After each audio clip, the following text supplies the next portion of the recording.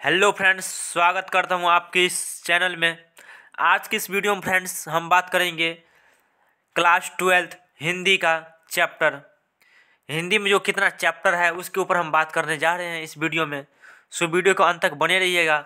अगर आप 2025 में एग्ज़ाम देना चाहते हैं क्लास 12 का तो मेरी बातों को गौर से सुनिएगा और समझने का प्रयास कीजिएगा, क्योंकि अगर आपको सब्जेक्ट अगर मालूम हो जाता है, चैप्टर मालूम हो जाता है, तो आप अच्छे तरह से पढ़ाई कर पाओगे। तो चलिए आज की इस वीडियो को स्टार्ट करते हैं। और चैनल पर नए होंगे तो चैनल को सब्सक्राइब जरूर कर लीजिएगा, ताकि ऐसे ही क्लास 12 का सारा सब्जेक्ट का वीडियो आपको मिलता रहे और साथ ही साथ आपको क्लास भी करवाएंगे हम। तो चलिए आज की इस वीडियो को शुरू करते हैं। ये हिंदी जो है क्लास 12 का जो हिंदी है 100 मार्क्स का होता है, यानी कि 100 नंबर का होता है क्लास 12 का हिंदी, जिसमें आपका 50 नंबर हो जाता है हिंदी व्याकरण और 50 नंबर का यानी कि हिंदी से क्वेश्चन आता है, आपको बुक से आता है, तो आपको ये पढ़ना है। आपको दिया है यानी कि गद्य खंड। हिंदी में 3 तरह का चैप्टर होता है और एक होता है 3 यानी कि पाठ होता है, पद होता है, और एक होता है हिंदी व्याकरण, जो कि उसमें अकेला 18 चैप्टर होता है।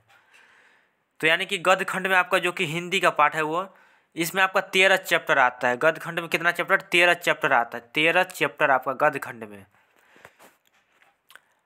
और आपका पद खंड में भी 13 चैप्टर आता है। दोनों आपके चैप्टर सेम रहता है, लेकिन प्रतिपूर्ति जो है प्रतिपूर्ति, इसमें आपका 3 चैप्टर आता है। प्रतिपूर्ति से बहुत कम पूछा जाता है सवाल। और जो आपका हिंदी व्याकरण है, हिंदी व्याकरण से आपको 18 चैप्टर आता है, क्योंकि समास ये यानी कि समास हो गया, यानी कि बहुत उसमें आता है हिंदी व्याकरण में। ये सब संधि विशेष सब पढ़ना पड़ता है आपको हिंदी व्याकरण में। चलिए आज की जो टॉपिक है हमारा गद्य खंड, यानी कि गद्य खंड में जो 13 चैप्टर है उसके बारे में जानेंगे, और पद खंड के जो 13 चैप्टर है उसके बारे में जानेंगे, और प्रतिपूर्ति में जो 3 उसके बारे में हम जानेंगे। चलिए आगे अब बढ़ते हैं। गद्य खंड देखिए आप लोग, गद्य खंड जो होता है और पद खंड और प्रतिपूर्ति मिलाकर यानी कि टोटल 50 मार्क्स होते हैं, और हिंदी व्याकरण 50 मार्क, आपका 100 मार्क्स हो जाएगा। तो आपका गद्य खंड में आपका 13 चैप्टर रहता है। तो आपका चैप्टर का देखिए नाम क्या है। पहला चैप्टर का नाम है बातचीत, जो कि बालकृष्ण भट्ट के द्वारा लिखा गया है। दूसरा है उसने कहा था। तीसरा है संपूर्ण क्रांति। चौथा है अर्धनारीश्वर। पांचवा है रोज। छठा है एक लेख और एक पत्र। सातवां है ओ सदा नीरा। चलिए अब उससे आगे बढ़ते हैं। आठवां है सिपाही की माँ। नौवां है प्रगति और समाज। 10वां है झूठन। 11वां है हंसते हुए मेरा अकेलापन। 12वां है त्रिछ। और 13वां है शिक्षा। ये जो हमारा शिक्षा, ये बहुत महत्वपूर्ण ही टॉपिक है, जो कि हम लोग को प्रेरित करती है पढ़ने में।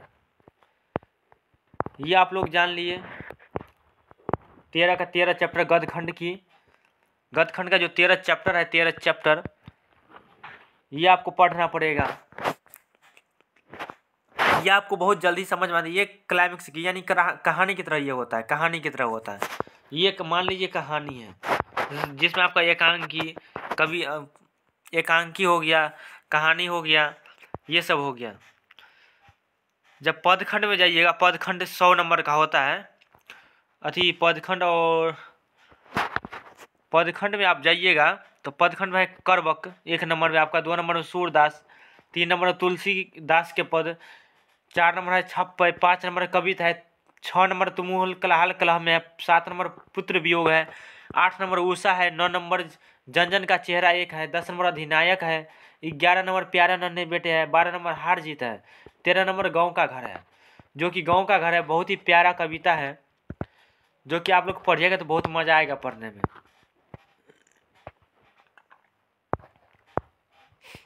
तो ये हमारा था गद्य खंड की चैप्टर 13, और ये हमारा पद खंड की 13 चैप्टर। ये आपका क्लियर हो गया। अब आ जाए प्रतिपूर्ति में। प्रतिपूर्ति में 3 चैप्टर का बताया था मैं। प्रतिपूर्ति में 3 चैप्टर, जो कि आपका एक रस्सी का टुकड़ा, एक है क्लर्क की मौत, और तीसरा है पेश किए। यानी कि हिंदी में आपका टोटल कह लीजिए 13 दूना 26, 13 हो गया पदखंड गदखंड और 13 हो गया पदखंड, 13 दूनी 26 और 3 29, यानी कि 13 गदखंड 13 पदखंड प्लस 3 आपका प्रतिपूर्ति हो गया बराबर, यानी कि 29 चैप्टर, यानी कि 29 चैप्टर का पढ़ना पड़ेगा हिंदी में, 29 चैप्टर। और आपका हिंदी व्याकरण में टोटल 18 चैप्टर पढ़ना पड़ता है। इस बातों का आप लोग ध्यान रखिएगा, ये आपको जल्दी समझ में आ जाएगा। ये जो है कहानी गदखंड की, जो है गदखंड की जो पार्ट है, ये सब आपको जल्दी समझ में आएगा। जब बुक को पढ़िएगा तो आपको समझ में आ जाएगा।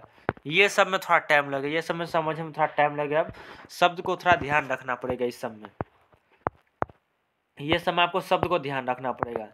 तो चैनल पर नए हैं तो चैनल को सब्सक्राइब जरूर कर लीजिएगा, ताकि ऐसे वीडियो आप तक पहुंचता रहे। और क्लास 12 का जल्द ही तैयारी स्टार्ट करवाने वाला हूं। तो चलिए मिलते हैं अब अगले वीडियो में। जय हिंद, जय भारत।